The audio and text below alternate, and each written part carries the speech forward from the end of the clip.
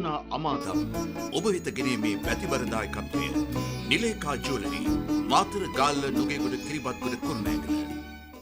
දැන් ඔය ළමයාගේ ඇඳුම් පැළඳුම් එහෙම ලෑස්තිද? ඒවා හරි. හෝම් කමින් එකේ වැඩ. ඒවා හරි. එතකොට රත්තරම් බඩු ඒව බලන්න යන්න තමයි මේ ආවේ. ඕවා එහෙම ආවට ගියාට කරන්න පුළුවන් වැඩ නෙවෙයි. ඔය එක තැන් වලට යන්න ඕනේ නෑ. අපේ පරම්පරාවේ කාලාන්තරයක් තිස්සේ රත්තරන් බඩු ගන්න තැනක් තියෙනවා. මම කියන තැනින් අලුත්ම ඩිසයින් වලින් ඉස්තරම්ම රත්තරන් බඩු හදව ගන්න පුළුවන්. අපි මෙයා කියන තැනටත් ගිහින් බලමුකෝ. මේ නිලේකා ජුවලර්ස්. අපි කිව්වෙත් නිලේකා ජුවලර්ස් ගැන තමයි. නිලේකා හැම අතින්ම ඉස්තරම්.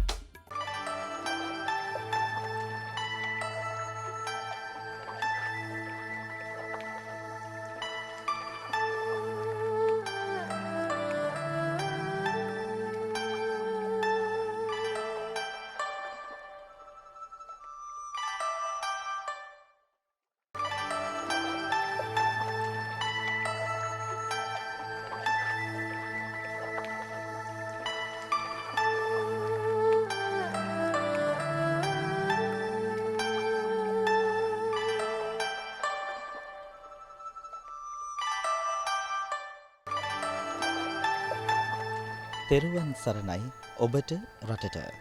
ITN තිලෝනා අමාදම් සදහම් කතිකාවත අද අප ඔබ වෙතට ගෙන එන්නේ මොරටුව මෝල්පේ ආනන්දාරාම විහාරස්ථාන පින්බිමේ හිඳයි. 1925 වර්ෂයේ මෙම විහාරස්ථානය ආරම්භ වී තිබෙනවා. සියලුම විහාරාංගයන්ගෙන් සමන්විත මෙම විහාරස්ථානයේ වත්මන් නායක ස්වාමින්ද්‍රයන් වහන්සේ ලෙස කටයුතු කරන්නේ ගෞරව ශාස්ත්‍රවේදී පූජ්‍ය බේරුවල ආනන්ද ස්වාමින්ද්‍රයන් වහන්සේ. මේ වෙහෙරබිමේ විරාජමානව වැඩ හිඳින ඔබ අප වඳින පුදන මෙම බෝධීන් වහන්සේ ඊතා අනුහසින් පිරි බෝධීන් වහන්සේ නමක් ලෙසට ප්‍රදේශවාසීන් විශ්වාස කරනවා. වෙහෙරබිමේ සුදෝ සුදුවන්ව දිලෙන දිදුලන බැබලෙන මෙම චෛත්‍ය රාජානන් වහන්සේ මෑත කාලයේ ඉදිවුවක් ලෙසටයි අපට දැනගන්නට ලැබුණේ. 250කට ආසන්න දරුවන් පිරිසකට සදහම් සෙවන සලසාලන විශාකා දහම් පාසලත් විහාරස්ථානය මුල් කොටගෙන ගුරු කොටගෙන සිදුවීම සුවිශේෂී කාර්යභාරයක් බවට පත්වනවා. වසර පුරා මාස පුරා පින්කම් කෙරෙන පින්පුරන මෙවැනි පින්බිමක හිඳ මෙතෙන් පටන් අපට අවසර වැඩසටහන ගෙනෙන්නට. තෙරුවන් සරණයි. නිලේකා ජුවලරි සමාදර අනුග්‍රහයෙන් ඔබ වෙතට ගෙනෙන තිලෝනා අමාදම් සදහම් සාකච්ඡාව සමගයි ඔබ එකතු වෙලා ඉන්නේ. අද අපි ඔබ මුණ ගැහෙන්නේ මෝල්පේ මොරටුව ආනන්දාරාම විහාරස්ථානයේ සිට. අදත් ඊටාම හරවත් සාකච්ඡාවක් ඔබ වෙතට ගෙනෙන්න අපි බලාපොරොත්තු වෙමින් ඉන්නවා. ඊට මත්තෙන් මෙම විහාරස්ථානයේ විහාරාධිපති ගෞරව ශාස්ත්‍රවේදී බේරුවල ආනන්ද හාමුදුරන් වහන්සේත් වැඩම වදාළ මහා සංඝරත්නයත් ඊටම ගෞරවයෙන් පිළිගනිමින් තමයි අපි මේ සාකච්ඡාවට ප්‍රවේශය ලබා ගන්නේ. මූලික කොටම නිලේකා ජුවලරි ආයතනයේ අධිපතිතුමිය සඳසිරි ගුණසේන මැතිණිය ඒත් එක්කම එහි අධ්‍යක්ෂවරුන් වන දොමිදු කසුන් සමිදු ගුණසේන යන මහත්වරුන්වත් ඒ කාර්ය මණ්ඩලයත් පැමිණ සිටින ඔබ සියලු දෙනාමත් ඒ වගේම අපිව අහන්න බලන ඔබ සියලු දෙනාවත් බොහොම ගෞරවයෙන් පිළිගන්නවා. අදත් අපේ සාකච්ඡාවට සම්පත්දායකයන්න් වහන්සේ ලෙස වැඩම වදාළ දර්ශන විශාරද පූජ්‍ය මාවර්ලේ බද්දී අපේ හාමුදුරන් වහන්සේව තම ගෞරවයෙන් පිළිගන්නවා. අවසර අපේ හාමුදුරනේ. ඒ වගේම මානව හැකියා සංවර්ධන පුහුණු උපදේශක මොහන් පල්ලි ගුරු මහතාවත් ඊටම ගෞරවයෙන් ආදරයෙන් පිළිගන්නවා. අද මේ සාකච්ඡාවට අපි තෝරගන්න මාතෘකාව සාර්ථකත්වයේ කරා යන ගමනට හිත මෙහෙවන්නේ කොහොමද කියන වග. මේක බැලූ බැල්මට ඊටම ශාස්ත්‍රීය විදිහට ඔබට පෙනෙන්න පුළුවන්. නමුත් අපි හැමෝගෙම හිතේ සාර්ථකත්වයක් පිළිබඳ බලාපොරොත්තුවක් තියෙනවා. කෙනෙකුට වෙලාවකට හිතෙන්න පුළුවන් දැන් Taman සාර්ථකයි කියලා. තවත් කෙනෙකුට තවත් වෙලාවකට හිතෙන්න පුළුවන් තවම සාර්ථක නෑ කියලා. ওই අවස්ථා දෙකම මග හැරුණත් තවත් වෙලාවක කෙනෙකුට හිතෙන්න පුළුවන් මම අසාර්ථකයි කියලා. ඒ නිසා අපි අපිව මේ තැන් තුනේම විවිධ අවස්ථාවන් වල තියාගන්නවා. මේ හැම දෙයකටම අපේ මෙහෙවන්නේ අපේ හිත. ඒ නිසා හරි තැනට අපිව මෙහෙවන්න හිතට කරන්න පුළුවන් බලපෑම පිළිබඳව වඩාත් සබුද්ධික සංවාදයකට සූදානම්. අපි හම්දුන්නේ අවසර. මම ඔබ වහන්සේගෙන් මූලික කොට දැනගන්න කැමතියි. බෞද්ධ විග්‍රහයට අනුව මිනිසෙක් සාර්ථක වෙනවා කියන්නේ මොකක්ද අපි හම්දුරන්නේ? බෞද්ධ ධර්මයට අනුව මේ අපේ සාර්ථකත්වයේ පිළිබඳව ඒ මනසේ හිතේ බලපෑම ගැන මේ සංවාදය ආරම්භන්නට පෙර අපි පාදාභිවන්දනයෙන් යුක්තව අවසර ඉල්ලා සිටිනවා. මෝල්පේ ආනන්දාරාම විහාරාධිපති අතිපූජනීය ශාස්ත්‍රවේදී අප කල්යාණ මිත්‍ර බේරුවල ආනන්ද නායක හමුදුරුවන්ගෙන් ඒ වගේම අපේ සුමන රත්න සායනහන්සේ ඇතුළු මහ සංඝරත්නය. තිල්ෂාන් අද අපේ මාතෘකාව ඉතාම වටින එකක්. ඔබ විමසන්නේ බුදුදහමට අනුව මොකද්ද සාර්ථකත්වය කියලා. බුදුදහමට අනුව උපරිම ආධ්‍යාත්මික සාර්ථකත්වය නම් උතුම් නිර්වාණ ධර්මය අවබෝධ කරගත්තු කෙනෙක් බවට පත්වීම. ආධ්‍යාත්මික. ලෞකිකව නම් උපරිම සාර්ථකත්වයේ ලෙස බුදුදහම කතා කරන්නේ දැහැමිව, නිත්‍යානුකූලව, නිවැරදිව ලැබපෝ ධන දාන්‍ය භවභෝග සම්පත් තමන්ට තියෙන්නේ කියලා සතුටු වෙන්න පුළුවන් තැනට තමන් ඇවිල්ලා ඉතින්. ගාන නෙමෙයි ඒ හොයාගෙන තියෙන දේවල් වල ක්වලිටි එක ගැන. කියන්නේ තමන් සම්පාදනය කරපු ධනයෙහි හෝ ධාන්‍යයෙහි හෝ භවභෝග සම්පත්වල නැත්නම් තමන් ජීවිතේ පැමිණලා තිබෙන ලෞකික සාර්ථකත්වයෙහි ලෞකික ජයග්‍රහණවල ඒ ජයග්‍රහණ කරා තමන් ගමන් කරපු විදිය ගැන තමන්ගේ හිතින් තමන්ට චෝදනා එන්නේ නැති මට්ටමක ඉඳගෙන යම් කිසි කෙනෙක් යම් ජයක් ලබලා නම් ඒක තමයි බුදුදහමට අනුව සාර්ථකත්වයේ යාගේ. මොකක් හරි කරලා බලවතෙක් වෙන්නත් හිත උදව් වෙනවා. හිත උදව් වෙනවා. මොකක් හරි කළා, හොරකම් කළා, ගංජා විකුණලා, කුඩු විකුණලා, අයිස් විකුණලා, අයිස්ක්‍රීම් නෙමෙයි. භයානක විස සහිත මත්ද්‍රව්‍ය, උග්‍ර විස සහිත මත්ද්‍රව්‍ය විකුණලා උඩට එන්නත් එයාගේ හිත තමයි බලපාලා තියෙන්නේ. ඒ හිත ලෝභය මුල් වෙච්ච මොන දේ කරලා හරි මම උඩට යනවා කියලා හිතන මුළු සමස්ත ප්‍රජාවට සත්ව සංහතියටම යම්කිසි ආකාරයකට අහිතක් කරන තරම් අහිතක් කරලා හෝ මම සාර්ථක වෙමි කියන තැන ඉඳලා මුල් වෙච්ච හිතක්. අකුසල හිතක්. ඒ අකුසල හිත නිසාත් මිනිස්සු උඩට ගිහින් තියෙනවා.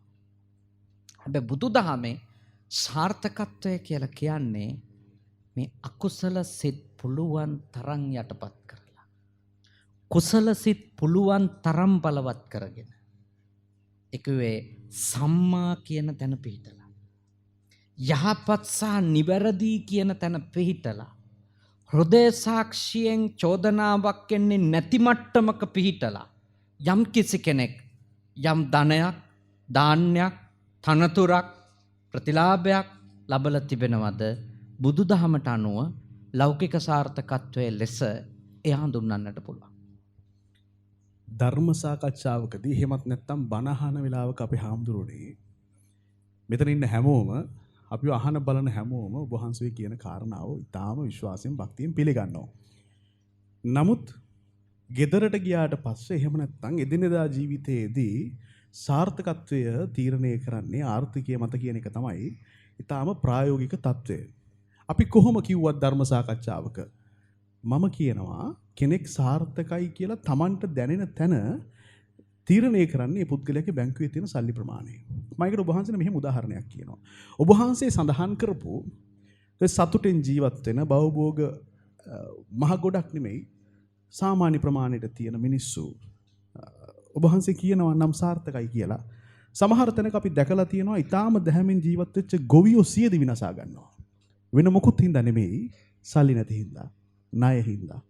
සාර්ථකත්වය ඇත්තටම තීරණය වෙන්නේ අපි ධර්ම සාකච්ඡාවල මොනවා කිව්වත් සල්ලි මත කියලා මම කිව්වොත් ඔබ වහන්සේ මට දෙන උත්තරේ මොකද්ද? මෙහෙමයි ඩිල්සන් සල්ලි මත සාර්ථකත්වය තියෙනවා කියලා මිනිස්සු විශ්වාස කළාට සල්ලි හම්බ කරපු මිනිස්සු විශ්වාස කරන්නේ. මොකද ස්ටීව් ජොබ්ස් වගේ ඇමරිකාවේ ප්‍රකට ව්‍යාපාරිකයෙක් ඇපල් සමාගමේ නිර්මාතෘවරයා බිලියන ගණනක් ඩොලර් උරුම මිනිස්සෙක්. එයා පිළිගන්නවද ඒක සාර්ථකත්වය කියලා? එයා පිළිගන්නේ. අපි පිළිගන්න ඕනේ අසාර්ථකයි කියලා හාමුදුරුවනේ. ඒ අපි පිළිගන්නේ අපේ හීනමානය ඇතුළේ. අපි හිතනවා අපේ අද ප්‍රශ්නේ තියෙන්නේ මේ සල්ලි ගොඩාක් නැතිකම ඇතුළේ. දැන් ගොඩාක් සල්ලි තිබුණා නම් ස්ටීව් ජොබ්ස් වගේ අපිත් අති සාර්ථකව හොඳ තැනක අපි පුදුම සන්තෝෂකින් ඉඳී කියලා. හැබැයි ස්ටීව් ජොබ්ස් කියනවා නෑ මගේ හිත සුවපත් නෑ මෙච්චර සල්ලි තිබුණට. ඔහු කියනවා. එතකොට අපිට කියන්න බෑ මේ සල්ලි තිබීමම තමයි සාර්ථකත්වය කියලා. ඒක එක නිර්ණායකයක්. හැබැයි ජීවිතයක සාර්ථකත්වය මනින එකම නිර්ණායකය මුදල් නෙමෙයි. හැබැයි ලෝකෙ ලොකු සල්ලි තියෙන රටවල් වලින්ම ලෝකේ තෘප්තිමත්ම ජාතිය හොයන. ඒ තෘප්තිමත්ම ජාතිය හොයනකොට හම්බ වෙන්නේ හැබැයි ඒක පුද්ගල ආදායම ඇමරිකන් ඩොලර් 10,000 ඉක්මවපු කට්ටිය නෙමෙයි. ඒක පුද්ගල ආදායම ඇමරිකන් ඩොලර් 10,000 ඉක්මවපු ඇමරිකාවෙන් තාම ලෝකේ තෘප්තිමත්ම ජාතිය බිහි වෙලා නැහැ. එතකොට මම ඔබෙන් පෙරලා අහනවා සල්ලි තිබීමමද සාර්ථකත්වය කියලා. නෑ සල්ලි තිබීමම නෙමෙයි. හැබැයි සල්ලි තියනවා නම් හොඳයි. සල්ලි වැදගත්. අතිශයින් සල්ලි වැදගත්. ඒත් වැදගත්ම එක නෙමෙයි. ඒකයි එතන තියෙන්නේ. පල්ලිගුරු මහත්මයා. අපි හාමුදුරුවෝ ස්වාමීන් වහන්සේ නමක්. හැබැයි උන්වහන්සේ කියන දේම ඔබතුමා කියන්න ඕම නැහැ. මම ඒ නිසා ඔබතුමාගෙන් අහනවා. උන්වහන්සේ බෞද්ධ විග්‍රහය කරන්නේ. මට ඊට වඩා මානසික විග්‍රහයක් ඊට වඩා නෙමෙයි. මම කියන්නේ වෙනස් විග්‍රහයක් ඔබතුමාගේ තියනවාද කියලා දැනගන්න කැමති ගිහියෙක් නිසාම. සාර්ථකත්වයේ අර්ථකථනය කරද්දී. හොඳයි. ධර්මාසනයේ වැඩ වාසය කරන අවසර ආචාර්ය බද්දේ ස්වාමීන් වහන්සේ මාවරේ බද්දේ ස්වාමීන් වහන්සේ එම වගේම මෙම් පාසලේ ගෞරවනීය ස්වාමීන් වහන්සේලාගෙන් අවසරයි. තරුණ දිල්ෂාන් මහත්මයාණනි නීතිඥ ඒ වගේම මේ මොහොතේ මෙහි රැස්ව සිටින සියලුම පින්වතුනි වැඩසටහන නාලිකාව සරහා නරඹන සියලුම පින්වතුනි මම මුලින්ම මේ සාර්ථකත්වය කියන විග්‍රහයට ගියොතින් දිල්ෂාන් මහත්මයාණනි මේ ලෝකේ ඕන තියෙන දෙයක් බෞද්ධ විග්‍රහය තුලින් අපිට විග්‍රහ කරගන්න පුළුවන්. ඒත් ස්වාමින් වහන්සේ කොට සපුරට දේශනා කරන නිසාවෙන් පෘථග්ජන සිවිල් සාමාන්‍ය පුරවැසියෙක් විදිහට මේක බැලුවොත් අපි හැම කෙනෙක්ම ගෙයක් දොරක් හදාගන්න ඉන්න රැකියාවක් කරනවා නම් ඒක දියුණුව කරගන්න සාර්ථක කරගන්න ව්‍යාපාරයක් කරනවා නම් ඒක දියුණු කරගන්න ඉගෙන ගන්න දරුවෙක් ඉන්නවා නම් විශ්වවිද්‍යාලයට ඇතුල්වන්න විවාහක යුවලක් ලස්සන පෞල් ජීවිතයක් ගත කරන්න මේ ටිකට කැමතියි. එතකොට මෙන්න මේ ටික තුල යම් කිසි කෙනෙක් දියුණුවක් අත් කරගත්තොත් ඔවුන්ටත් හිතෙනවා මම දියුණුවයි සාර්ථකයි. එයාලා ලස්සනට ජීවත් වෙන දිහා බලාගෙන අනිත් අයත් කියනවා බලන්නකෝ ඒ කට්ටිය හරි දියුණුවයි සාර්ථකයි. මේක තමයි සාමාන්‍ය සමාජ විග්‍රහයේදී අපි දකින සාර්ථකත්වය. මට විශ්වාසයි මෙතන රැස්ව සිටින බහුතරයක් දෙනාට ලෝකේ මහා කෝටිපතිය වෙන්න ඕනේ නැහැ. මෙතන ඉන්න බහුතරයක් දෙනාට ලෝකේ තියෙන අති සුඛෝපභෝගීම වාහනය පදවන්න ඕනේ නැහැ. හැබැයි මේ ඉන්න බහුතරයක් දෙනාට ජීවිතේ පුංචි පුංචි අහිංසක හීන තියෙනවා. නෑ මම මෙහෙම කියනවා. මෙතන ඉන්න බහුතරයක් දෙනාට අද රෑ ස්විප් ටිකට් එකේ පළමු තෑග්ග හැදෙනවට කැමතියි. හොඳයි. දැන් එහෙම කැමති තියෙනවා. කැමති දේවල් තියෙනවා. කැමති කියන්නේ ඕනමයි කියන එක නෙවෙයිනේ. තිබ්බොත් හොඳයි. නොතිබට කමකුත් නැහැ. කැමති කියන්නේ ඕනමයි කියන එක නෙවෙයි. අපි එහෙම වෙනවා නම් කැමති. නුනට කමකුත් නැහැ. හැබැයි අර මූලික මං කියපු දේවල් ටික අපි හැමෝම අත් කරගන්න කැමති ඕනේ.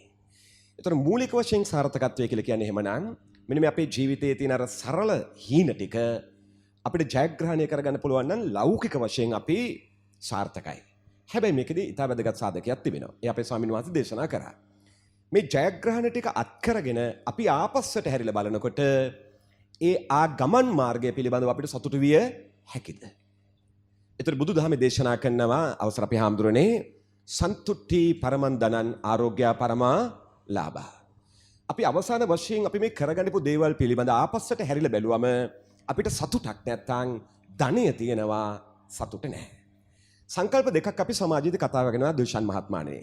ඒක තමයි ධනවත් බව හා පොහොසත් බව. අපි ඔය ගොඩාක් ජීවිතේ සාර්ථකත්වයේ මනින්න පුරුදු වෙලා තියෙන්නේ ධනවත් කියන සංකල්පය තුලයි. කියන්නේ මේ භෞතික දේවල් මත. හැබැයි අපි අහන්නේ නැති ප්‍රශ්නයක් තියෙනවා. මේ ධනය හුඟක් තියෙන අයට කොච්චර සතුටක් තියෙනවද කියන එක අපි අහන්නේ නැහැ. දේශන් මහත්මයාණන් මේ රටේම දැවැන්ත ධනය තියෙන ව්‍යාපාරිකයෝ මං හමු වෙලා තිනවා මා දේශිකයෙක් නිසා. ඔබ දන්නවද? එන් සැලකුතු පිරිසකට සතුට නැහැ. හැබැයි මට එච්චර ධන භව භෝග සප සම්පත් නැති අය හමු වෙලා තියෙනවා. ධන භව භෝග හැබැයි යාලිනේ හරීම සතුටෙන්. සමහරු. සියලු දෙනා නෙවෙයි. ඒ නිසා හරි වැදගත් කාරණේ තමයි මේ පුජ්‍යලයේ සාර්ථකත්වය කියන්නේ අපිට බැහැරින් පෙනෙන සාධක මතම මනින්න ඕන දෙයක්ම නෙවෙයි. අවසාන වශයෙන් වැදගත් වෙන්නේ යා කොච්චර සතුටකින් ඉන්නවද කියන එකයි. ඒක තමයි පළමු කරුණ මට කියා ගන්නට ඕන. දෙවෙනි කාරණය. ඒතර අපි මේ සාර්ථකත්වයට යන ගමන අපි බහුතර දෙනා කරලා තිබෙන්නේ අපි සාර්ථක වෙන්න කැමතියි. මේක අපි විවිධ බලවේගවලට නැත්නම් අපෙන් බැහැර සාධක වලට බාර දීලා අපි බලාගෙන ඉන්නවා. අපි හාමුදුරනේ එම කරුණු කාරණා කීපයක් ගත්තොත් සමහරව තමුන්ගේ සාර්ථකත්වය තමුගෙන් ගොඩාක් ඈත තිබෙන ආලෝක වර්ෂ ගානක් ඈත තියෙන ග්‍රහයකට බාර දෙනවා. සමහරු තමුන්ගේ සාර්ථකත්වය දෛවයට බාර දෙනවා. සමහරු තමුන්ගේ සාර්ථකත්වය දේශපාලඥයෙකුට බාර දෙනවා. නේ තමුන් ගොඩ දාලා දානකම්. සමහරු තමුන්ගේ සාර්ථකත්වය ආයතනයේ ප්‍රධානියට බාර දෙනවා. සමහරු තමුන්ගේ සාර්ථකත්වය ලබා උපන් විදිහට බාර දෙනවා. දැන් වැදගත් ප්‍රශ්නේ මේ ලෞකික ජීවිතයක් ගත කරන අපේ සාර්ථකත්වය ඇත්තටම තීරණය වෙන්නේ මොකක් මතද කියන කාරණේ හුඟක් වැදගත්. එතකොට අපි හරි ප්‍රබලව පිළිගන්න ඕන කාරණයක් තිබෙනවා. අර මං කිය ওই හීන ටික තමුන්ගේ සිත මනාව මෙහෙයවීම හරහා පුජ්‍යලයකට අපේක්ෂා කරන සාර්ථකත්වය කරා ළඟා විය හැකියි. සිත මනාව මෙහෙයවීම හරහා. එතකොට අපේ බිල් ගේට්ස් එහෙම නැත්නම් ස්ටිව් ජොබ් ගැන ස්වාමීන් වහන්සේ දේශනා කරා. බිල් ගේට්ස් ගාවට මම ගියොත් ඒ ශේෂ්ත්‍රයේම ව්‍යාපාරිකයෙක්. ඔහු ඉපදෙන්නේ දර කපන්නගේ පුතෙක් ලෙස මං ගරුත්වයෙන් කියන්නේ. ඔහු ලෞකික මහා කෝටිපති ව්‍යාපාරිකයා වෙනවා. ව්‍යාපාරිකයල ඔහු කියනවා දිලින්දක ලෙස ඉපදීම ඔබේ ප්‍රශ්නයක් නොවුනත් දිලින්දක ලෙස මිය යාම ඔබේ ප්‍රශ්නයකි. අර්ථය මොකද? ඉපදෙන විදිය ඔබට තීරණය කරන්න බැරුණාට මිය යන විදිය ඔබට තීරණය කරන්න පුළුවන්. තව එක දෙයක් තියෙනවා කියන්නේ. ඔහු යනවා මහත්මා ගාන්ධි මැතිතුමාගේ කෞතුකාගාරය නරඹන්න. ඔහු යනවා ලෝකේ මහා කෝටිපතියා. දැන් කෞතුකාගාරය නරඹන්න මමත් ගියා. මම මේ සිටින පින්වතුන්ට යමක් කියන්න ඕනේ. මහත්මා ගාන්ධි මැතිතුමාගේ කෞතුකාගාරයේ ඇති සියලු භෞතික සම්පත්තික ත්‍රිරෝධ රථය දාගෙන අපේ හාමුදුරුවනේ තවත් කෙනෙකුට පැත්තකින් වාඩි වෙලා යන්නත් පුළුවන්. ඒ තරම් සරල දේවල් ටිකක්. ලෝකේ මහා ධනවතා මේක නරඹල මොකද්ද කිව්වේ? මහත්මා ගාන්ධි මැතිතුමන් උපයා ඇති ධනය ලෙස බලන විට මට ඇති වෙන්නේ කනගාටුවකි. එහෙම තමයි අවසානයේ කිව්වේ. ඒකේ අදහස අපි දියුණු වෙන්න ඕනේ නැහැ කියන එක නෙවෙයි. අපි දියුණු වුණාට අන්තිමේ සතුට නැත්තම් අපි ධනවත් පොහොසත් නැහැ. බොහොම ස්තුතියි. අපේ හාමුදුරනේ දැන් සමහර තැනක මේ සාර්ථකත්වය මනින්න අපිට මිනුම් දණ්ඩක් හදාගන්න වෙනවා. මේ මිනුම් දණ්ඩේදී දැන් මේ පල්ලිගුරු මහත්මයා සඳහන් කරන කාරණාව අපිට ගන්න පුළුවන් සතුට. අපි සතුටෙන්ද? ඒක අපේ සාර්ථකත්වයට මිනුම් දණ්ඩක්. දැන් නමුත් අපි හැමෝම හැම වෙලාවෙම සතුටෙමුත් නෙමෙයි දුකෙමුත් නෙමෙයි. මේක වෙනස් වෙනවා. ඉතින් එවැනි තැනකදී කොහොමද අපි නිශ්චිත වශයෙන්ම තීරණය කරන්නේ අපි සාර්ථකයි හෝ අසාර්ථකයි කියලා? මෙහෙමයි අපි උපේක්ෂා සහගත මානසිකත්වයක එකුවේ දැඩි ලෙස පිනාගියපු සිතකින් නොවෙන්නත් පුළුවන්. නමුත් අධික ලෙස කඩන් වැටුණු සිතකින් නොවෙන්නත් පුළුවන්. ඉතින් එවැනි තත්වයකදී අපි බොහොම මධ්‍යස්ථ හැඟීමකින් ඉඳිද්දී අපි සාර්ථකද අසාර්ථකද කියලා තීන්දුව කරන්නේ ඒ යාගේ මනස. ඒක දැන් මට ඔබ මහ ලොකුවට hina වෙවි සතුටින් ඔබේ තියෙන දේවල් ගැන කියවනවා පේන්නේත් නැහැ. ඒ වගේම මට ඔබ මහා මම ගෙවන්නේ පව්කාර කාලකන්ණි ජීවිතයක් කියනවා පේන්නේත් නැහැ. ඒත් මම කොහොමද කියන්නේ ඔබ සාර්ථක නැහැ කියලා? එහෙම ඔබ නොකියුවට ඔබ ඔබගේ කටයුතු ටික ඔබගේ ජීවිත යාත්‍රාව පවත්වාගෙන යනවා නම් ඔබගේ දුවදරුවන්ගේ කටයුතු ටික ඔබ කරමින් ඉන්නවා නම් ඔබ ඔබගේ මූලික අවශ්‍යතා ටිකට අමතරව යම් යම් ආසාවනුත් තෘප්තිමත් කරගන්න පුළුවන් මට්ටමට ඔබ දැනුමෙන් කුසලතා වලින් ආර්ථික ශක්තියෙන් ඔබගේ ආකල්ප සම්පත්තියෙන් ඔබ පොහොසත්ව ඉන්නවා නම් ඉතින් මම කොහොමද කියන්නේ ඔබ පෙන්නුවේ නැති වුණාට ඔබ අසාර්ථකයි කියලා. හෝ සාර්ථකයි කියලා. එහෙම කියන්න බෑ අපිට. ඒක එයා තමයි දන්නේ. මොකද මම ගැන දන්නේ මම. මට තියෙන දේවල් වලින් මම තෘප්තිමත්ද නැද්ද කියලා දන්නේ මම. ඒක ඔබ දන්න දෙයක් නෙමෙයි. ඔය මේ භෞතිකව අර මේ මැතිතුමා කියපු මේ ධනවත්කම කියන එක තමයි ඔය මනින්නේ. ධනවත්කම තමයි මේ යාගේ කායක මෙච්චර වටිනවා. එයා ඉන්නේ මෙච්චර වටින නාගරික ඉඩමක. එයා පාවිච්චි කරන සෙල්ෆෝන් එක මේ වගේ එකක්. එයා මේ වගේ වාහනයක එන්නේ. ඒ වගේ කාරණා ඒ ධනවත්කම කියන සාර්ථකත්වය. හැබැයි එයාගේ මනස පොහොසත්ද කියලා ඇහුවොත්, එයාගේ ජීවිතේ පොහොසත්ද කියලා ඇහුවොත් එයාට තියෙන උත්තරේ වෙන එකක් වෙන්න පුළුවන්. අපිට තියෙන උත්තරේ එයා ගැන වෙන එකක්. අර ඔබ කිව්වේ මේ ස්ටීව් ජොබ්ස් මහත්තයා ඉතින් සාර්ථකයි කියලා නේ හිතේ. ඒ අපිට තියෙන උත්තරේ. හැබැයි ස්ටීව් ජොබ්ස් මහත්තයාට හිතෙන්නේ මම තෘප්තිමත්ද. බිල් ගේට්ස් මහත්තයා මේ ගාන්ධිතුමාගේ මේ කෞතුකාගාරය බලලා කියන්නේ මගේ පොහොසත්කම මොකක්ද එතකොට? අපේ හැමදෙරෝනේ මට හිතෙනවා මෙහෙම. අපි හැමතිස්සෙම අපිට ළඟා කරගන්න බැරි දෙයක් සම්බන්ධයෙන් අපෘතිමත්. එතනදී අපි අසාර්ථකයි. ඒක හරි. දැන් බිල් ගේට්ස් මහත්මයා වෙන්න පුළුවන්, එහෙම නැත්නම් ස්ටීව් ජොබ්ස් වෙන්න පුළුවන්. ඒගොල්ලෝ ජීවිතේ එක තැනකදී අත් කරගත්තේ නැති දෙයක් තියෙනවා. ඒ ගැන එයයි දුක් වෙනවා. ඉතින් මේ Tamanට අත් කරගන්න බැරි වුණු දේ සම්බන්ධයෙන් අපි අසාර්ථකයි. නමුත් අපි කොහොමද තීරණය කරන්නේ අපි අනිත් පැත්තෙන් සාර්ථකයි කියලා? ඒක තමයි දිල්ෂාන් කියන්නේ මේ හිත හදාගන්නේ නැතුව මහා ලොකු දේවල් තිබුණත් අසහනෙන් පොඩ්ඩක් තිබුණත් අසහනෙන්. හිත හදාගත්තු මිනිහට ඔය දෙකම ප්‍රශ්නයක් නැහැ. ඉතින් කොහොමද අපි හම්බුනේ හිත හදාගන්නේ? ඒක තාම දිල්ෂාන්ට හිතෙන්නේ නැහැ. ඒකයි ප්‍රශ්නේ. يعني දිල්ෂාන් තාම අවංකව දිල්ෂාන් හිතන්නේ මේ එළිය දේවල් පුළුවන් තරම් අත්පත් කර ගැනීමෙන් තමයි මම තෘප්තිමත් වෙන්නේ කියලා. මම දිල්ෂාන්ට යෝජනා කරනවා තව ටිකක් අවුරුදු 5ක් 10ක් කොහොම යන්න කියලා. එතකොට දවසක දිල්ෂාන් එයි ආපහු මෝල්පේ ආනන්දාරාමයට. මේ සාකච්ඡාවට. ඉතින් මේ මගේ අත්දැකීම් පහු කරලා ඔය අවුරුදු 5ක් 10ක් ගියාය මට හම්බෙලා තියෙනවා. ඒ අය මෝල්පේ ආනන්දාරාමයට ඉන්නේ නැහැ අපේ හාමුදුරුවනේ.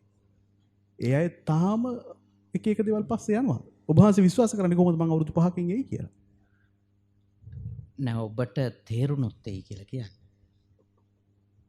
පන්සලේ ඉඳලත් ඉතින් දේවදත්ත අපායේනේ. බුදුහාඳුරු ඇසුරු කරමින් ඉඳලත් තිල්සන් දේවදත්ත අපායේ ගියා. එයා තාම අපායලු. අපේ බණ පොතට අනුව. ඉතින් තේරුණේ නැතොත් ඒක තමයි වෙන්නේ. හොඳයි. අපේ හාමුදුරනේ ඔබ වහන්සේ විශ්වාස කරනවද මේ අයට ඔක තේරෙනවා කියලා? මේ අහන් ඉන්න අයට ඔක තේරෙනවා කියලා ඔබ වහන්සේ විශ්වාස කරනවා සත්භාවයෙන්? සමහර කෙනෙක් මේක තේරෙන කෙනෙක් ඉන්න පුළුවන්. නොතේරෙන අය ඉඳීද අපේ හාමුදුරනේ? නොතේරෙන අයත් ඉන්න පුළුවන්. ඒ අයට මොකද්ද ඔබ වහන්සේ කියන්නේ? තේරුම් ගන්න කියලා. ඒ අයට කියන්නේ තියෙන තිල්සන් තේරුම් ගන්න කියලා. මොකද තේරුම් ඒ කියන්නේ තේරුම් ගැනීම ප්‍රඥාව නුවණ දියුණු කරගන්න තරමට ඔබ අතිශයින් සාර්ථක වෙනවා. සාර්ථක වෙනවා කියන්නේ ඔබ ලබාගෙන තියෙන දේ ඔබට දැනෙනවා සාර්ථකයි කියලා. දැන්ට ඔබ ලබාගෙන තියෙන දේවල් ගැන ඔබට දැනෙන්නේ නැහැ. ඒක ගැන හිතන විදිහේ ප්‍රශ්නයක් තියෙනවා. අපි අර පරණ කියවනක් අහලා තියෙනවා අපේ හාමුදුරනේ පෙරළුණු පිට හොඳයි කියනවා කියලා. ඒ නිසා ඔබ වහන්සේ අපිට යෝජනා කරන්නේ දුප්පත් අයට දුප්පත්කම හොඳයි කියලා හිත හදාගන්න. අසනීප වෙලා තියෙන අයට අසනීප වෙච්ච එක කරන්න දෙයක් නැහැ ධර්මතාවය කියලා හිත හදාගන්න. මේ හිත හදා ගැනීමද? නෑ මේ දිල්ෂා. එහෙම එකක් නෙමෙයි මම යෝජනා කරන්නේ. මම මෙහිදී කාටවාරි කිව්වද උදේට නැගිටලා වැඩට යන්න එපා කියලා. මම මෙහිදී යෝජනා කරන්නේ ඔබ උදේට නැගිටලා වැඩට යන්න. ඔබ කාර්යක්ෂම වැඩ කරන්න. කරන වැඩේට අවංක වෙන්න. ඒත් ඔබට එයින් ලැබෙන ප්‍රතිඵලය ගැන ඔබ තෘප්තිමත් වෙන්න. පුළුවන් තරම් හෘදේ සාක්ෂියට පටහැනි දේවල් ඔබ නොකර ඉන්න. එච්චර යෝජනා කරන්න. බුදුදහම සංවර්ධනය නවත්තන්න යෝජනා කරන්නේ කොතනකවත්.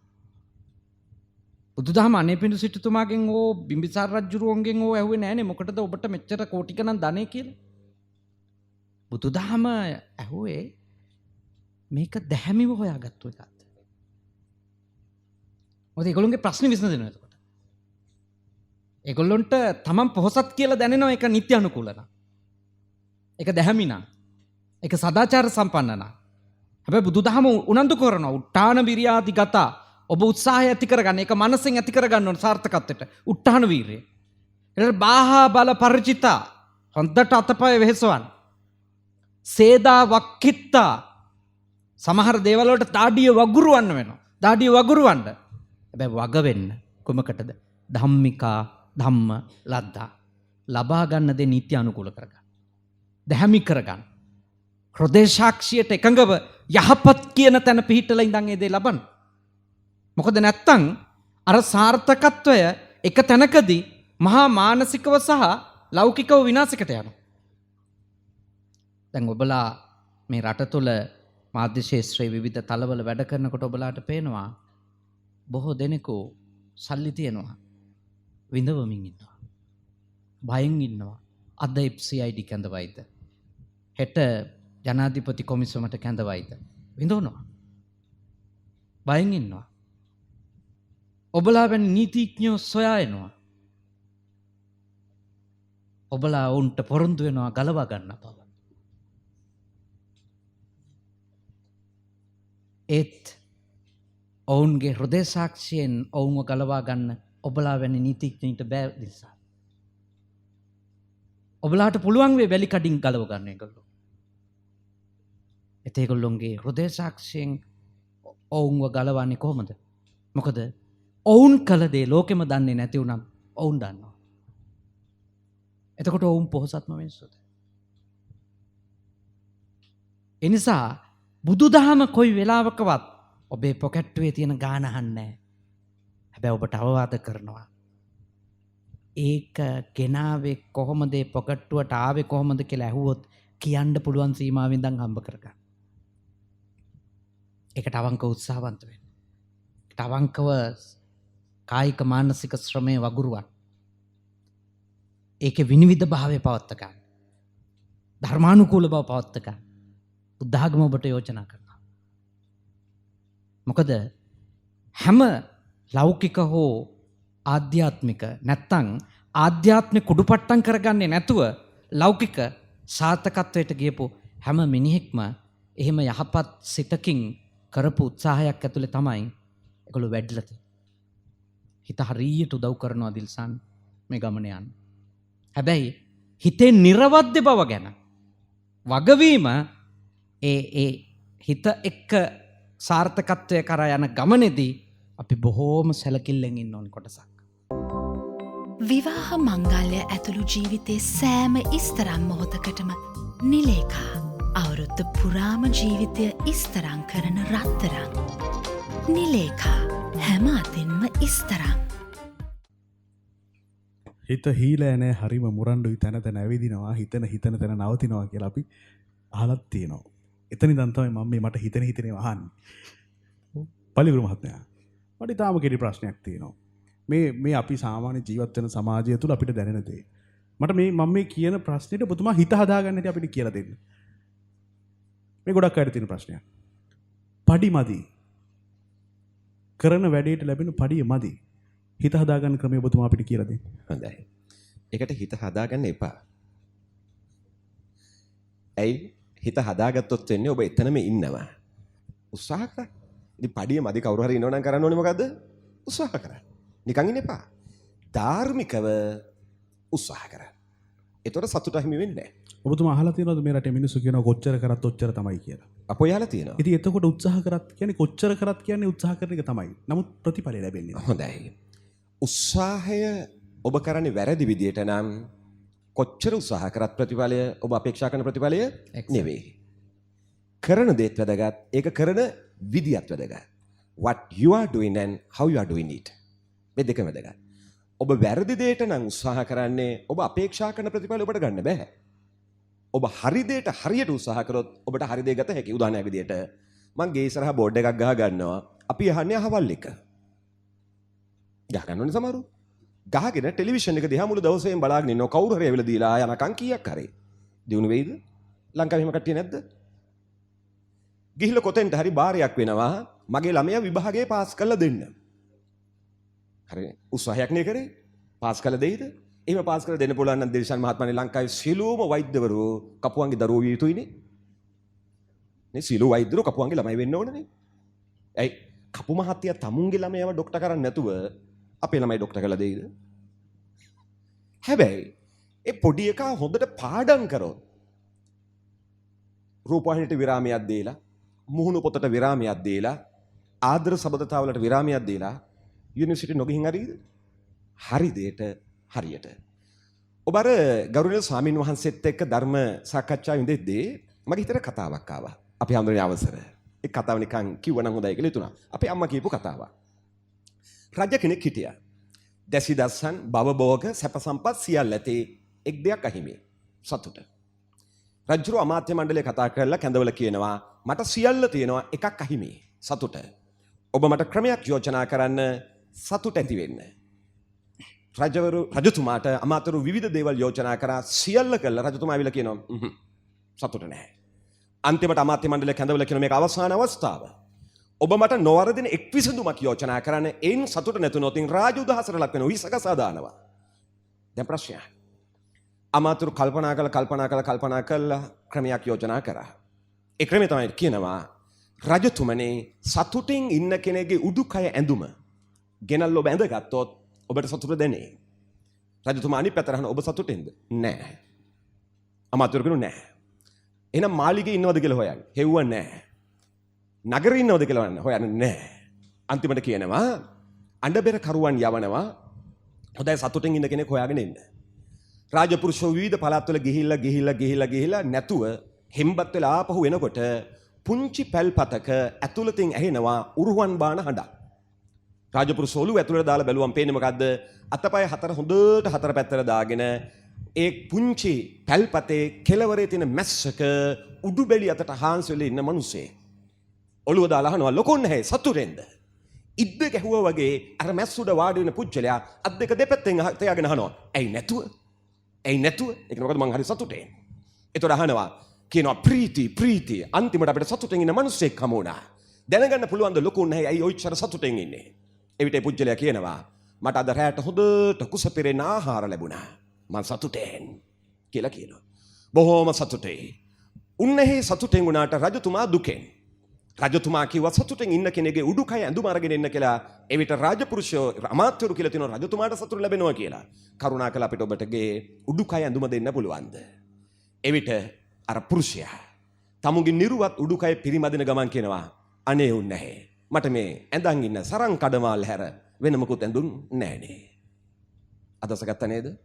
සතුට තිරණය වෙන්නේ භෞතික සම්පත් මත නෙවෙයි භෞතික සම්පත් දිහා ඔබ බලන විදිය මත. රජතුමාට සේරම තියෙන සතුට නෑ. අර පුච්චලට රාත්‍රියට කෑම විතරක් හම්බුණා. ඔහු සතුටේ. ඒ කියන්නේ මේ ඉන්න ඕනම කෙනෙකුට දැන් ඕනනම් සතුටෙන් ඉන්නත් පුළුවන්, දුකෙන් ඉන්නත් පුළුවන්. ඕනනම් ඔබට නැති ටික ඔක්කොම හිත දුක් වෙන්නත් පුළුවන්. ඕනනම් අඩු ගානේ මැරෙන මිනිස්සු අතර මම තවමත් ජීවතුන් අතරයි ලෝක ජනගහනේ මෙහෙම කරන වාරය පාසා දේශ මහත්ම කොතන හරි මිනිසෙක් මැරෙනවා. ඕනේ නම් අපිට සතුටු වෙන්නත් පුළුවන්. දැන් ඇයි අර මොනව නැතත් මං තාම ජීවතුන් අතර. ඔබ රෝහලට ගිහලා රැඟ පුරාම බට ටික දාගෙන ඉන්න මිනිස්සෙක්ගෙන් ඇහුවොත් කාර් එකක්ද ඕන? ටෙලිවිෂන් එකක්ද ඕන? තට්ටු දෙකක ගෙයක්ද ඕන කියලා ඇහුවොත් මොකද ඉල්ලන්නේ? ජීවිතේ. ඉල්ලන්නේ ජීවිතේ. තව දවසක්, තව පැයක්. ඒ පවුලල සීලුවම දෙන අර භෞතික සැප සම්පත් සියල්ල විකුණනවා. අර තව දවසක් ජීවතුන් අතර තියාගන්න. ඇයි? වටින ජීවිතේ. වටින සතුට. එනිසා අපි මේක වරදවා තේරුම් ගන්න හොඳ නැහැ. දේශාන් මෙතුමනි මට තව එක දෙයක් විතරක් කියලා මම ඔබට අවස්ථාව දෙනවා. මේ හුඟක් අය හිතනවා සාර්ථක වෙලා තමයි සතුටෙන් ඉන්න පුළුවන් කියලා. නෑ. සාර්ථක වීමේ රහස තමයි සතුට. ඒ කියන්නේ ඔබ මේ කරන දේ ඔබ කර ඉන්නේ සතුටින් නම්. ඔබ කරන දේ කරන්නේ සතුටු විය හැකි දෙයක් නම් ඔබට සතුටු සාර්ථක විය හැකියි. මම කියපු දේ හරියටම අල්ලගන්න ඕනේ. ඔබ මේ මොහොතේ කරමින් ඉන්න දේ ඔබට සතුටෙන් කළ හැකි දෙයක් නම්. ඒ කියන්නේ ඔබ ඔබෙන් ප්‍රශ්න කරොත් ඔබට සතුටෙන් ඒක කරන්න පුළුවන් වෙන්න ඕනේ. කුඩු විකුණන මනුස්සය සතුටෙන් විකුණන්න බෑනේ. මිනි මරන මනුස්සය සතුටෙන් මරන්න බෑනේ. යගේ හෘද සාක්ෂිය දාන්න වැරදි කියලා. ඔබ කරන දේ සතුටෙන් කළ හැකි දෙයක් නම් ඔබ ඒක කරන්නේ සතුටෙන් නම් සතුට ලියලන්න පටන් ගන්නවා. සතුට තව තව වැඩි වෙන්න පටන් ගන්නවා.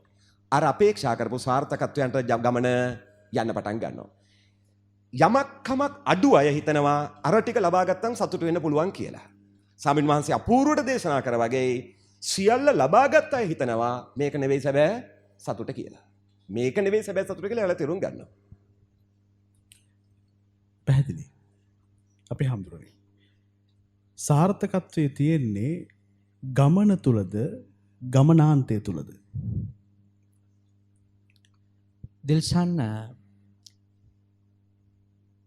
ගමන අරඹලා තිබීමම සාර්ථකයි. වැදගත් දේ වන්නේ තාම අපේ ගමනාන්තය කරා ගිහිල්ලා තියෙනවද නැද්ද කියන එක නෙමෙයි. අපි යන්න පටන් ගෙනද කියන එක. ගමනම සාර්ථකත්වයක්. දැන් බලන්න ඔබට ඔබගේ බිරිඳ එක්ක ඥාති ගෙදරක යන්න ඕන වෙනවා. ඔබට අමාරු ඇත්ත වශයෙන්ම නෑදෑ ගෙදරකට යන එකද නැත්නම් ඔබේ දරුවන් සහ බිරිඳ කාර් එකට දාගන්න එකද? මේ වැඩසටහන අපේ බිරිඳ සමහරට බලයි අපේ හඳුරන්නේ.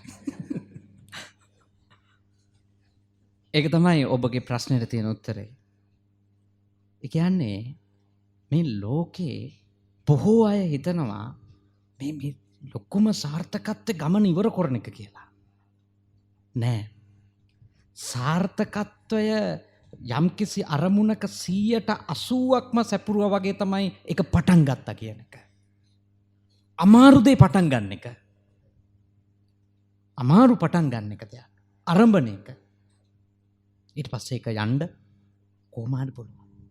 යනකොට එන බාධක ටික මොන ක්‍රමෙන් හරි ජය ගන්න පුළුවන්. ඒ නිසා ගමනාන්තය සාර්ථකත්වයේ එක තීරණාත්මක වැදගත් තැනක් වගේම ගමන යමින් තිබීමද සාර්ථකත්වයේ ලකුණක්. ඒකම සාර්ථක. මොකද එයාට සතුට වෙන්න පුළුවන් තාම මම ගමන ඉවර කරලා නැති වුණාට මං ගමන පටන් ගෙන තියෙනවා. එයාට සතුට වෙන්න පුළුවන්. ලොකු දෙයක් එළියට බැහැගත්තා. සමහර වෙලාවට සමහර ගමන් යනකොට යම් තැනකදී අපි හැමෝටම ජීවිතේ දැනিলা තියෙනවා. අපි අපෙන් ප්‍රශ්න කරලා තියෙනවා මේ යන්නේ හරි ගමනද කියන එක සම්බන්ධයෙන්. එවැනි තැනකදී ඔබ වහන්සේ ඔය කියන ගමන පටන් ගත්තා කියන කරුණ සතුටක් බවට පෙරලෙයිද අපේ හාමුදුරනේ? මෙහෙමයි තියෙන්නේ දිල්ෂාන්. සමහර තැන්වලදී අපිට ගමන මගක් යද්දී අපි ගියපු ගමනේ යම් වැරද්දක් සිදු වෙලාද කියලා පේනවා. උදාහරණයක් විදිහට කිව්වොත් දිල්ෂාන්ට නෝනා එක්ක ජීවිත යාත්‍රාව යද්දී දැන් හිතනම වෙන්න පුළුවන් මේක හරිම තෝරා ගැනීමද කියලා. ඔබ වහන්සේට මොහන් පල්ලිවුරු මහත්මයාත් උදාහරණයක් ගන්න පුළුවන් ඕන තරම්.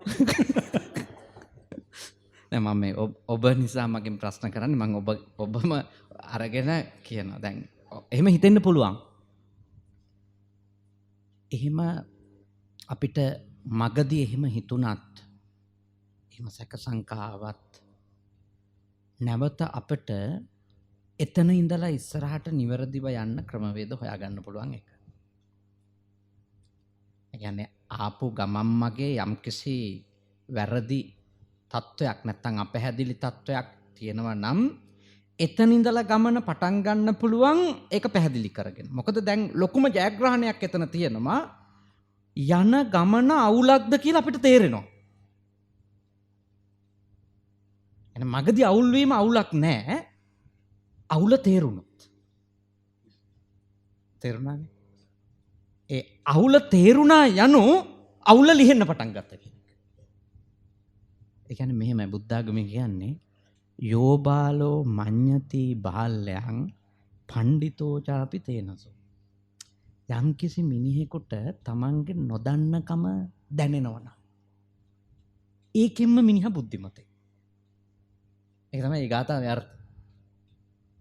ඒ කියන්නේ අපි ගමනක් යද්දී මගදී තේරෙනවා වැරදුනා වගේ කියලා. ඒක තේරෙන්නේ කොහොඳයි. මොකද ඒක තේරුම් ගැනීමම තමයි සාර්ථකත්වය. ගොඩක් අයට වෙන්නේ වැරදි පාරේ මැරණකම්ම යන අයත් ඉන්නවා. මොකද ඒගොල්ලෝ දැනගෙන නැහැ මගදී හරි වැරදිලා කියලා. ඔබ අහපු ප්‍රශ්නෙට මට කියන්න පුළුවන් දේ තමයි ඔව් මගදී සමහර ආපු ගමන් ගැන ගියපු ගමන් ගැන අපිට එනවා සැක සංකා. ඒ සැක සංකාව ආපු එකමයි හොඳ. ඒ හින්දා අපේ ගමනේ ඊළඟ මග සලකුණු ගැන ඊට වඩා සැලකිලිමත් වෙනවා. සමහර දේවල් නිවැරදි කරන්න බැරි වුණත් ඒ වෙනකොට වෙලා තියෙන වෙච්ච දෙයින් ගත්තු අත්දැකීම ඊළඟ පියවර සාර්ථක කරගන්න. ඒ කියන්නේ සිද්ධි ටික නරකයි මැසේජ් එක හොඳයි සමහර ඒවා. වෙලා තියෙන දේවල් ටික නරක වුණාට ඒක ඇතුලේ හම්බෙච්ච පාඩම් ටික හොඳයි. අන්නේ පාඩම් ටික පාවිච්චි කරලා එතනින් එහාට ගමන සාර්ථක කරගන්න පුළුවන්. එහෙමයි අපි හම්බුනේ. මොහන් මහත්මයා. ඒ ප්‍රශ්නේ මම අහනවා වෙනත් විදිහකට. තමන් කරගෙන යන යම්කිසි දෙයක් අසාර්ථක වුණොත් ඒ දේ අත්තරින්න අපි බය වෙන්න ඕනද? එහෙම නැත්නම් අමාරුවෙන් හරි ඉස්සරහට කරගෙන යන්න ඕන. හිතන්න මම සරල වේග ගේනවා කියලා ව්‍යාපාරයක් විදිහට. දැන් අපි ඉන්න තැන අර්බුදකාරී. මොකද්ද මගේ තීරණය වේ යුත්තේ? මොකද්ද ඔබේ තීරණය වේ යුත්තේ? ඉස්සරහට මේක අමාරුවෙන් ඇදගෙන යනවද? නැත්නම් නවත්තනවද?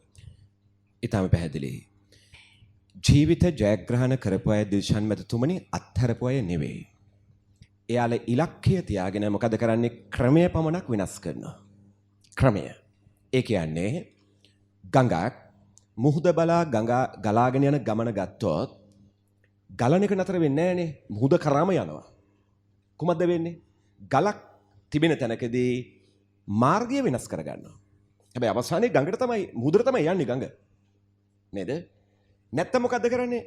මාර්ගය වෙනස් කරගන්නත් බෑ නම් ජලය ශක්තිමත් වෙනකන් එක තැන රැඳිලා ඒකේ කැපැසිටි එකනේ ජල ධාරිතාවය වැඩ කරගෙන මොකද කරන්නේ? ගලට උඩින් ගමන් කරන්න පටන් ගන්නවා. ඒ කියන්නේ අපි කියන ප්‍රශ්නය ඕවර්කම් කරනවා. නතර වෙන්නේ නැහැ. නතර වෙන්නේ නැහැ. ඒ නිසා ලස්සන කියමනක් තියෙනවා. ඒ කියමන තමයි ලොව කිසිදු මිනිසෙක් අසාර්ථක වන්නේ නැත. සාර්ථකත්වයට මත්තෙන් අත්හරිනවාය. ඒ කියන්නේ මොකද කරගෙන ගිහිලා මේක හරියන්නේ නැහැ කියලා අතාරිනවා. දැන් අපි හිටියේ පවුල ගැන කතා කරමින් ඉන්නේ. ගෙදරගන්නේ. අපි හිතමු ඕනද විවාහ වෙලා ඉස්සරහට යනවා. පවුලේ ප්‍රශ්න ඇති වෙනවා. ඒකේ උත්තරය දික්කසාද වෙන්න ඕනයි කියන එකම නෙවෙයි. දෙදෙනාගේ එක්කෙනෙක් කවුරු හරි වෙනස් විය යුතුයි කියන එකයි. වෙනස් නොවි මෙයාව දික්කසාද කළ වෙන කෙනෙක් බැඳ කියමු. ඒත් ප්‍රශ්නයක්. හරි දැන් එයා හොඳ නැහැ කියලා එයාත් දික්කසාද කළ තව කෙනෙක් බැඳ කියමු. අන්තිමට මැරෙනකම් කාත් එක්කවත් හරියට ඉඳලා නැහැ. මොකද කරලා තියෙන්නේ? හරි ඒව හොය ගිහිල්ලා. එච්චරනේ වෙලා තියෙන්නේ. ඔබතුමා මේ අයට උපදෙස් දෙන්නේ කාගෙන ඉන්න කියලා. නෑ. අහෝ නෑ. අපි මෙහෙම කියමුකෝ මං ගෙට ගොඩ වෙන ගමන් මගේ බිරිඳට කියනවා තේ එකක් දෙන්න කියලා. එතනින්ම ගම්මු. කහට හොඳටම වැඩේ. මං අනිත් පැත්තට කියනවා අනේ මන්ද මෙහෙමත් මිනිස්සෙක් තේ එකක්වත් හදාගන්න බෑ හොඳටම කහට. නෝන මොකද කියන්නේ? පුළුවන් විදිහට තමයි හැදුවේ හොඳ නැත්තම් හදාගෙන බොන එකයි ඇත්තේ. අපි හැමෝම මේ අපේ අද්දකින් දැන් මොකද අන්තිමට තේත් නෑ රැට කෑමත් නෑ නේ ප්‍රශ්න ගොඩයි තේ ගෙන අපු කෝප්පෙත් නෑ අන්තිමට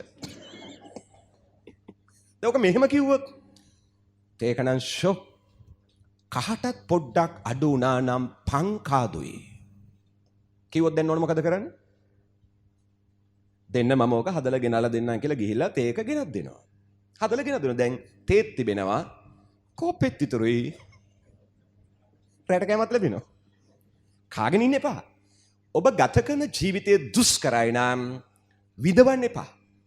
ප්‍රශ්න දිහා වෙනස් විදියකින් බලන්න. බලලා ඔබ වෙනසක් කරාම ප්‍රතිඵලය වෙනස් වෙනවා. අර එතුමා ගෙදර උදාහරණයක් ගත්ත එක සහ ඒ පැහැදිලි කරපු කාරණාත් එක්ක අපි සාකච්ඡාවේ අවසානයේ එමු අපේ හාමුදුරනේ. සාර්ථක මිනිස්සෙක් උපක්‍රමශීලී වෙන්න ඕන. විශේෂ මොකක් වුණත් සූක්ෂම වෙන්න ඕන. ඒකද අපි අවසානයේ ගන්න ඕන. එහෙම දෙයක්ත් තියෙනවද මෙතන? ඔබ වහන්සේ ඒ කාරණාවත් පැහැදිලි කරමින් අවසානයේ සටහන් කරන්න කියලා බොහොම ගෞරවයෙන් ඉල්ලා සිටිනවා. ඔව් දිල්සන් සාර්ථක වෙන්න නිපක ගුණය ඕනනේ. බුදුරජාණන් වහන්සේ නිවන් මඟ පුහුණු වෙන්න වීරිය කරපු භික්ෂුන් වහන්සේලාට කර්ණීයමෙත්ත සූත්‍රයේදී ඇති කරගත යුතු මූලික ගුණාංග අතර අවධාරණය කරන්නේ සන්තින්ද්‍රියෝච ඉන්ද්‍රිය දමනයකුත් ඕන නිපකෝච මේ තැනට සුදුසු නුවණ පාවිච්චි කරන්නත් ඕන. මොකද තැනට සුදුසු නුවණ යෙදෙව්වේ නැතොත් එයාගේ අරමුණ අසාර්ථක වෙන්න පුළුවන් එක මොහොතකදී අසිහින් වැඩ කිරීමෙන් අනුවණකමකින් ගත්ත තීන්දුවක් ඉඳ. ඒ නිසා උපායශීලී බව, කැපවීම, සිහිනුවණ මේ හැම දෙම අපේ සාර්ථකත්වයේ කොටස්. ඒත් මේ උපායශීලී බව හෝ සිහිනුවණ ඊටාම සියුම් නුවණින් කටයුතු කරලා මේ සාර්ථක වෙන්න ඕනි කියලා කියන එකේ අදහස වන්නේ අනිත් මිනිසු රවට්ටන්න කට්ටකයිරාටිකයෝ වෙන්න කියන එක නෙමෙයි. තමන්ගේ අරමුණට ගෝචර අගෝචර දේ අඳුර ගන්න ඕන. කැපාකප දේ තේරුම් ගන්න ඕන. අකැප දෙයක් තමන්ගේ ඉලක්කයට බාධාවක් වෙන, තමන්ගේ සාර්ථකත්වයට බාධාවක් වෙන අකැප දෙයක් වෙමින් තියෙනවා නම්, ඕ තමන් එවැනි දෙයක් එක්ක දිගින් දිගටම සම්බන්ධ වෙමින් තියෙනවා නම් අර නිපක ගුණයෙන් ඒක අඳුර ගන්නවා. මම දැන් යන පාර හරි පාරක් නෙමෙයි. මේ ලංකරන් ඉන්න අයත් එක්ක මේ ගමනේ යන්න බෑ. මම දැන් මේ හිතමින් ඉන්න විදිය සහ මං ඇබ්බැහි වෙලා ඉන්න චර්යාව එක්ක මගේ ගමනේ යන්න බෑ. අන්න නිපක ගුණයේදී තාම තියුණුව සූක්ෂමව බලනවා මේ වෙලාවේ කල යුත්තේ මොකක්ද? අනර්ථකාරී දෙයක් තියෙනම් වහාම ඒ මානසික හෝ කායික චර්යාවෙන් යායින් වෙනවා. නිසා සාර්ථක වෙන්න ඒ තීක්ෂණ බව, උපක්‍රමශීලී බව, ඥානවන්තකම මේ ඔක්කොම මානසික කාරණා. මේවා අත්‍යවශ්‍යයි. මේ මානසික කාරණාත් එක්ක තමයි ලෝකේ සාර්ථකත්වය ලබලා ඇත්තට මේ පිළිබඳව තෘප්තියෙන් ඉන්න මිනිස්සු මම සාර්ථකයි කියලා කියන්නේ මේ ඔක්කොම එකතු වුණාම. අහම්බ නෙමෙයි. ඇත්තට මේ සොයිප් ඇදිච්ච මිනිස්සු සාර්ථක වෙච්ච මිනිස්සුම නෙමෙයි. එහෙම පාරේ යද්දි මැණික් ගහලා වුණොත් එහෙම හිතෙන්නේ නම් දැන් මේ ඇවිද යද්දි හම්බුනොත් එකක් ඔක්කොම ඉවරයි කියලා. හම්බුනොත් හම්බ වෙච්ච හින්දම ඉවර වෙනවා. එහෙම වෙන්න බෑ. ඒකට එයා යන්න ඕනේ මාර්ගයක් තියෙන යාට මැණික් ඕන. එතකොට එයා දන්නවා ඒ ගිය ගමනේ හැම යහපත් පියවරක්ම හැම අයහපත් පියවරක්. හැම පය පැටලුණු තැනක්ම දන්නවා. ඔබ සාර්ථක නීතිඥයෙක් ලෙස සහ සාර්ථක නිවේදකයෙක් ලෙස ආපු ගමන මෙතන ඔබ ඉන්න තැනට ඔබ පියමන් කරපු විදිහේ ඒ ගමනේ හැම පියවරක්ම දායක වෙලා තියෙනවා. ඒක දායක වෙලා තියෙනවා ඔබට. නැතුව හම්බයක් ලෙස කවුරු හරි කෙනෙක් ඔබට ප්‍රදානය කරා නම් එහෙම මට සේවය කරපු කෙනෙක් නිසා දිල්ෂාන් මහත්මයාට අධිනීතිඥකමක් දෙමි. එදාට දිල්ෂාන් ඉවරයි. පළවෙනි නඩුවෙන් ඉවරයි. මොකද දිල්ෂාන්ට අධිනීතිඥකමක් දුන්නට නඩුවක් කතා කරන්න ගත්තම දිල්ෂාන් ඒකට සුදුසු නැති බව මිනිස්සු දැනගන්නවා. නඩුව පරාද වෙනවා. එනිසා දිල්ෂාන්ට අධිනීතිඥයෙක් වෙන්න ඕන නම්, ජනාධිපති නීතිඥයෙක් වෙන්න ඕන නම් දිල්ෂාන්ට මම යෝජනා කරනවා උඩින් යන්න එපා, බිමින් යන්න කියලා. ඒකට ඕන කැපවීම, වීරිය, සිහිය, නිපක ගුණය, තමන්ගේ ප්‍රතිපත්තිගරුක භාවය. ඒ ගමනේ ඔබ දවසක අපි දකේවි. එතකොට නම් ඉතින් තිලෝනාමාදම් මෙහෙවන්න එන එකක් නැහැ. ලංකාවේ ප්‍රකට ජනාධිපති නීතිඥවරයෙක්. හැබැයි ඒක ඔබ හිත මෙහෙවල ලබා ගත යුතු ජයග්‍රහණයක් මිසක අහම්බයක් ලෙස ලොතරැයියක් ඇදෙනවා වගේ ලැබුණොත් ඒක ඔබේ විනාශය ඊට වඩා හොඳයි අපිත් එක්ක තිලෝනාමාදම් මෙහෙවමින් ඉන්න එක. හොඳයි. ඔබට රටට සමස්ත සමාජයට මේ සංවාදය තුළින් අවබෝධයම ලැබේවා, හිත් හැදේවා, සාර්ථකත්වය මුදා වේවා කියලා ප්‍රාර්ථනා කරනවා. තිරෝණා අමාදම් සදහම් සාකච්ඡාවේ අද අපි කතා කරේ සාර්ථකත්වයට යන ගමනට හිත මෙහෙවන ආකාරය පිළිබඳව. ඒ නිසා හිත හරි අමාරුයි මෙහෙව ගන්න. ඒ බව දන්න නිසාම තමයි මම හිතන ඒවා හිතන විදියට ඇහුවේ. අපේ සාකච්ඡාවට වැඩම වදාළ පූජ්‍ය මාවර්ලේ බද්දාවේ හාමුදුරන් වහන්සේට අපි හෘදයාගේම ස්තුතිය සහ ප්‍රණාමය. ඒ වගේම මොහන් පල්ලිගුරු මහතාට අපේ ස්තුතිය ප්‍රණාමය. ඒ වගේම මේ කටයුත්තට සමාදර අනුග්‍රහය දක්වන නිලේකා ජුවලරි ආයතනයත් බොහොම ආදරෙන් සිහිපත් කරමින් අපි අද ඔබෙන් සමුගන්නවා. ලබන පොයටත් ඔබ මුණ ගැහෙන පොරොන්දු පිට. තෙරුවන් සරණයි ඔබට.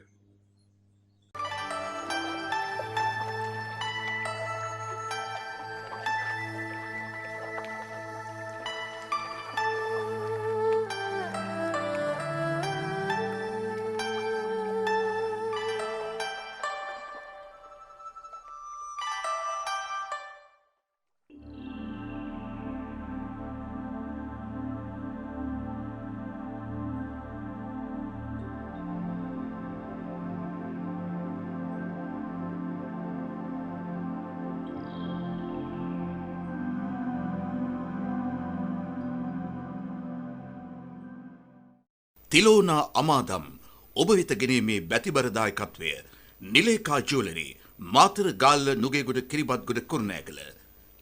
දැන් ඔය ළමයාගේ ඇඳුම් පැළඳුම් එහෙම ලෑස්තිද? ඒවා හරි. හෝම් කමින් එකේ වැඩ. ඒවා හරි. එතකොට රත්තරම් බඩු ඒව බලන්න යන්න තමයි මේ ආවේ. ඕවා එහෙම ආවට ගියාට කරන්න පුළුවන් වැඩ නෙවෙයි. ඔය එක තැන් වලට යන්න ඕනේ නෑ. අපේ පරම්පරාවේ කාලාන්තරයක් තිස්සේ රත්තරන් බඩු ගන්න තැනක් තියෙනවා. මම කියන තැනින් අලුත්ම ඩිසයින් වලින් ඉස්තරම්ම රත්තරම් බඩු හදව ගන්න පුළුවන්. අපි මෙයා කියන තැන්ටත් ගිහින් බලමුකෝ. මේ නිලේකා ජුවලර්ස්. අපි කිව්වෙත් නිලේකා ජුවලර්ස් ගැන තමයි. නිලේකා හැම අතින්ම ඉස්තරම්. විවාහ මංගල්‍ය ඇතුළු ජීවිතේ සෑම ඉස්තරම් මොහොතකටම නිලේකා අවුරුද්ද පුරාම ජීවිතය ඉස්තරම් කරන රත්තරම්. නිලේකා හැම අතින්ම ඉස්තරම්.